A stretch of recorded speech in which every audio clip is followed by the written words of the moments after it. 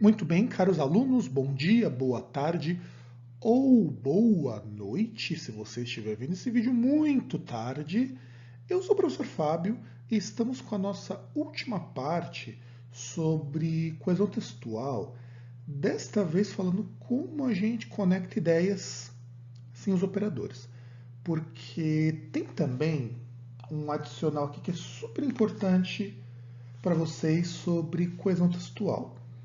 Nem sempre eu preciso dos operadores argumentativos, aliás, nem sempre eu vou usar os operadores argumentativos. Então, vamos ver o conceito do que é um operador argumentativo. Vou aproveitar esse ponto aqui para fazer uma revisão com vocês. Operador argumentativo são as preposições ou conjunções ou qualquer coisa que valha como isso, usado para você conectar ideias dentro de uma frase. Na explicação assim mais assertiva, a gente diz que é palavra que conecta outra palavra. Numa concepção um pouco mais ampla, quando a gente vai falar sobre operador argumentativo, a gente tem que pensar que uma frase que é montada com várias orações, ela tem seções dentro dela para que essa ideia tenha continuidade. Então, o operador argumentativo ele trabalha muito mais na questão de continuidade textual do que qualquer outra coisa. Isso aqui é operador de continuidade. E quando você, por exemplo, coloca assim a seguinte frase: eu cheguei atrasado porque acordei tarde. Este porquê ele está servindo para dizer o seguinte, que eu tenho duas ações: o chegar atrasado e o acordar tarde. E existe uma correlação entre elas, existe uma dependência entre elas. Dependência não é o nome correto, mas algo que faz com que as duas ideias permaneçam juntas. Eu poderia dizer também o seguinte: se eu tivesse acordado mais cedo, teria chegado no horário. Então o que isso quer dizer? Eu não acordei mais cedo, mas lá no passado eu poderia ter feito isso. Isso é operador argumentativo. É isso que estabelece coesão no texto também. Porque não é somente não repetir palavras, é também você conseguir expressar algumas coisas. Dito isso, vamos ver, vamos ver aqui então algumas frases. Algumas eu tirei de jornal e dei algumas alterações, algumas alteradas para ficar um pouco mais lógico dentro da nossa realidade. Então, Jojo Rabbit exagera no humor, mas traz consciência de debatedores. Então, é oposição. Ela se opõe a. Primeiro, então vamos analisar isso aqui com calma. Trazer consciência é um pressuposto contrário ao de exagerar no humor. E eu já comentei com vocês que no caso de oposições com orações coordenadas, como é o caso daqui, a gente normalmente deixa o argumento mais forte no segundo. Então, trazer consciência é muito mais importante ou mais forte do que exagerar no humor. É diferente do que vai acontecer com o embora aqui. Embora tenha um tamanho parecido com o da Terra, esse mundo distante é quente demais para abrigar vida. Então, quer dizer, existe uma relação entre ter o mesmo tamanho, mas não ter as mesmas condições. Então, por isso também é uma oposição, aí utilizando uma subordinação concessiva. Subordinação concessiva, só para vocês lembrarem, é quando eu já admito no meu enunciado que existe uma oposição a ele.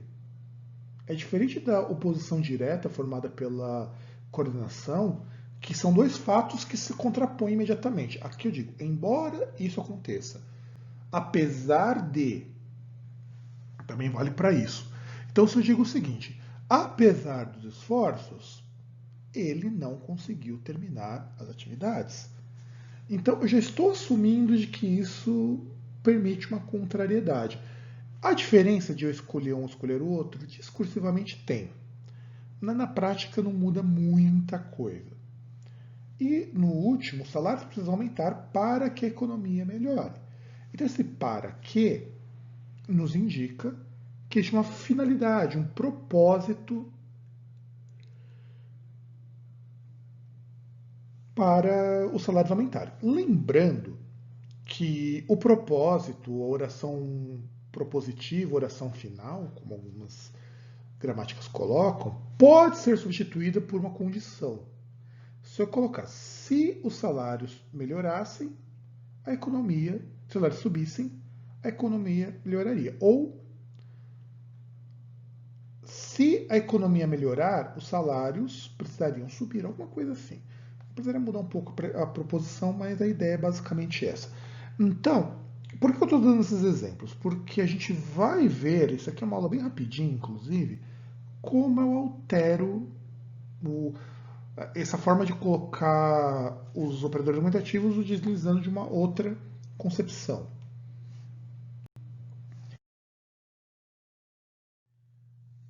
Aí, vamos rever aqui o conceito de operador argumentativo. Quando a gente está falando de frases com operadores argumentativos, com exceção lá da subordinação concessiva, todas são orações coordenadas. E aí, professor, mas o que é oração coordenada? Aquilo é muito chato, é sintaxe que eu via lá no fundamental, aquela papagaiada toda. Vamos ignorar, por um momento, a questão de você separar os elementos entre sujeito oculto, sujeito composto, predicativo do sujeito. Isso aqui não importa para a gente agora. O que importa para a gente agora é entender o seguinte. Quando você vai montar uma oração, uma frase ou um período, tanto faz o nome que você vai dar para isso, existe o chamado período simples, que é formado por uma oração. O que é oração em termos gerais? É tudo aquilo que é centrado no verbo. Não é exatamente a explicação para todo tipo de oração, mas é aquilo que serve por hora. Então, quando eu digo assim, Joaquim comeu um lanche, Joaquim comeu um lanche, esse comeu, eu tenho um sujeito que fez a minha ação. Se eu tiver voz passiva, eu vou ter um sujeito paciente, mas esses detalhes a gente vai comentar depois, numa fala futura. E quem come, come algo. Não vem com a piadinha em come alguém, não, tá? A gente está pegando aqui na acepção de comer, no sentido de fagia. Então, ele comeu um lanche. Esse é chamado de período simples, porque tem um verbo e tem uma oração. O que acontece no período composto é que você precisa de duas ou mais orações para você transmitir uma ideia. Eu poderia fazer em frases separadas? Poderia. Mas isso causa problemas numa construção maior como um parágrafo. Se você não juntar coisas em frases ou períodos, porque o nome pode variar um pouquinho, isso traz problemas. Quando você junta mais de duas orações, ou de duas orações para frente, você tem um período composto. Então vamos tentar lembrar isso aqui. Período simples, uma oração, período composto, mais de uma. Isso tudo pode ser chamado de frase também. É que o nome frase e o nome período não é todo gramático que vai chamar de frase. Então vocês podem ouvir o conceito de frase. Eu vou usar muito frase porque é o que eu particularmente prefiro. Mas esses nomes podem mudar. Então aí, quando você tem um período composto por coordenação, como eu digo, como eu peguei lá, Joaquim comeu um lanche que tinha acabado de comprar. Eu tenho aqui um período composto por subordinação. Eu poderia dizer o seguinte, Joaquim comeu um lanche, vírgula, mas não estava gostoso. Período composto por coordenação. Então, na coordenação, Joaquim comeu um lanche, mas não gostou. Vou pegar um outro exemplo um pouco mais fácil. Eu estou utilizando uma adversativa. Eu estou indicando que ele comeu e não gostou. Mas por que eu usei o mas aqui? Porque eu estou querendo dizer que comer implica normalmente em ele gostar. É uma oposição à ideia de que ele comeu algo que ele está gostando. Poderia usar o e? Poderia, mas eu mudaria um pouco o sentido. É aqui que vocês têm que tomar muito cuidado. Se eu disser o seguinte, Joaquim comprou um lanche e não gostou, Eu estou dizendo que primeiro ele comeu o lanche, quer dizer, eu falei comprei, mas é comeu. Primeiro ele comeu o lanche e depois de comer que ele emitiu a opinião de que ele não gostou. Em geral, os operadores eles são fixos. Eventualmente eles podem mudar de acordo com o contexto, mas no geral, quando você utiliza, por exemplo, o e, você acrescenta ideias numa sequência temporal, muitas vezes. No mas você dá oposição e por aí vai. Na subordinada, você coloca duas ou mais orações, na qual uma só é a mais importante e todo o resto é para explicar essa oração. Então, se eu disser assim, Joaquim, vírgula, que havia comprado um lanche, vírgula, comeu e não gostou. Esse que havia comprado um lanche é uma oração subordinada adjetiva. Quer dizer, eu estou dizendo que não é qualquer Joaquim, é aquele que tinha comprado um lanche. Eu não vou entrar aqui nas classificações, eu estou falando quais são, mas não se preocupem com elas também. Elas não por agora. Quando você utiliza o operador argumentativo, você está utilizando oração coordenada. Ela é linda, ela é ótima, ela é maravilhosa. Porque quando você coloca o operador argumentativo, você já diz, olha, essa ideia concorda com essa, de algum modo. Só que nem sempre você precisa desses operadores.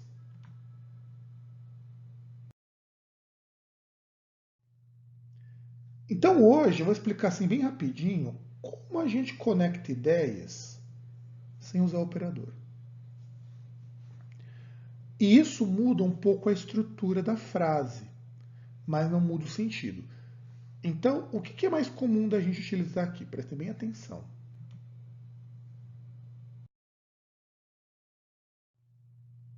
A gente usa gerúndio.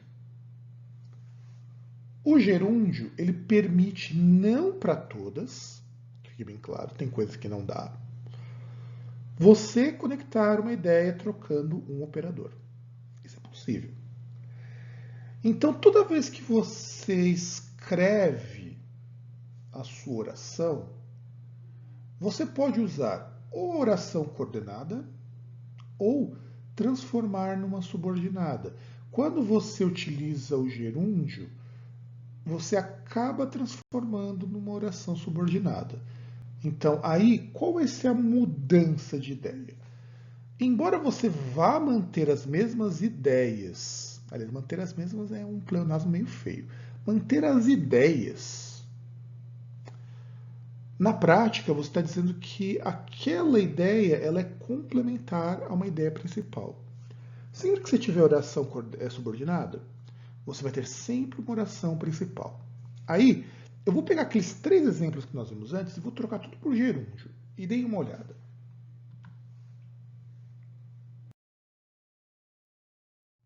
Aliás, antes disso, a gente precisa colocar que gerúndio, isso é um aviso muito importante, é uma forma nominal do verbo. Esse é um aviso que eu preciso passar para vocês antes de a gente terminar a aula e ver os exemplos. Muita gente passou a não usar mais o gerúndio porque ficou com medo do gerundismo. E aqui eu vou ser bem franco com vocês. O gerundismo ele é um problema, mas nem tanto. Por quê? O gerúndio no português é uma forma que nós precisamos usar para muita coisa. Eu vou dar um exemplo aqui. Se eu disser assim, ontem eu estava lendo um livro. Eu estava lendo indica uma ação de continuidade. Em português, do contrário do inglês, nós não estudamos ações contínuas como um tempo verbal. Em inglês se estuda. Por que em português nós não estudamos? Porque na prática ela se encaixa em alguma outra coisa que nós temos. Por exemplo, quando eu digo eu estou estudando, do ponto de vista. Estou não, eu estava estudando, eu estava lendo. Do ponto de vista textual, pertence ao pretérito. No caso, ao pretérito perfeito. Porque quer dizer, durante um tempo no passado, eu li um livro. E já terminei a leitura. Não quer dizer que eu tenha terminado o livro, mas eu terminei minha leitura naquele período. Então, por isso que nós não estudamos. O gerúndio, nessas situações, ele é ok, você utilizando, por exemplo, com a ideia de ação prolongada, de ação contínua. Ou quando você utiliza para falar sobre uma ação em específico. Então, quando você diz assim, chegando cedo, você pode escolher um lugar. Então, nessas situações, é bem possível usar, e também nas reduzidas do infinitivo, do gerúndio. São orações que elas funcionam como períodos conjugados, e normalmente a gente utiliza isso para ações contínuas também. Então, não é errado fazer isso. Então, você pode usar gerúndio sem problema nenhum. Onde está o erro? O erro que as pessoas cometem é quando elas criam uma locução verbal com a ideia de futuro. Então, quando eu digo o seguinte, eu vou estar chegando cedo. Dá até o ouvido de muita gente ouvir isso daí. Mas vou estar chegando, vou estar entendendo. Gente, cuidado. Muito cuidado. Porque essa é uma construção que no inglês pertence a um tempo verbal chamado futuro contínuo, future continuous. Will be going, no caso. Ou, em alguns casos, é tradução direta do be going to. Então, vou estar fazendo, que é a base disso daí, é o tipo de construção que pra gente no português não faz muito sentido. Porque nós utilizamos o futuro para indicar isso. O inglês ele precisa indicar isso com futuro contínuo. Então, quando você diz o seguinte, vou estar chegando, eu posso substituir simplesmente por uma forma do gerúndio contínuo, com a ideia de continuidade, como eu estou chegando, ou vou chegar, ou chegarei. Embora chegarei ele é incomum porque é muito formal. Então note que você pode tirar um verbo e ainda manter a mesma ideia. Então, vocês têm que perceber isso ao usar o gerúndio. E aí vamos aos exemplos com gerúndio.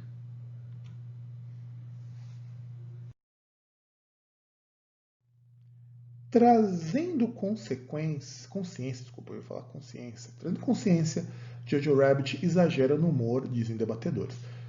Normalmente, quando você vai utilizar uma oração desse tipo com gerúndio, o mais comum é que você comece o teu período.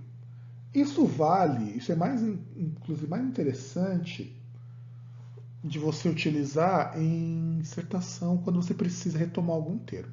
Mas eu poderia colocar na ordem inversa também, não teria problema, na ordem normal. Jojo Rabbit exagera no humor, vírgula, trazendo consciência, dizem os debatedores. E eu crio minha oposição. Só que perceba que aqui a oposição não está marcada. E essa é uma forma muito comum da gente construir. Então, como eu digo assim, tendo um tamanho parecido com o da Terra, esse mundo distante é quente demais para abrigar vida. Ou, esse mundo distante é quente demais para abrigar vida, vírgula, tendo um tamanho parecido com o da Terra. E também, objetivando a melhora da economia, os salários precisam subir. Ou os salários precisam subir, vírgula, objetivando a melhora da economia. Eu coloquei para começar porque é uma construção que a gente pode usar muito quando você termina uma frase e quer começar outra e manter a coesão. Mas não há problema de você escrever na ordem normal. Isso é uma forma de você manter a coesão e você também utilizar as ideias dos operadores argumentativos. Funciona sempre? Não. Há operadores que, se você utilizar, fica muito estranho. Mas uma boa parte deles permite. Então, por exemplo, quando você tem oposição, quando você tem articulação sintática de causa, e você também tem que avaliar a frase, porque nem toda frase de oposição permite, nem toda frase de propósito permite. Inclusive, algumas de propósito, tudo quando tiver o para quê, você tem que avaliar se é necessário isso. Então, eu vou ficando por aqui, até porque essa aula já se estendeu mais do que deveria ter se estendido, e assim você consegue utilizar o operador argumentativo sem necessariamente usar o operador argumentativo, ou seja, você mantém a coesão. E eu fico por aqui e a gente se vê na nossa próxima aula.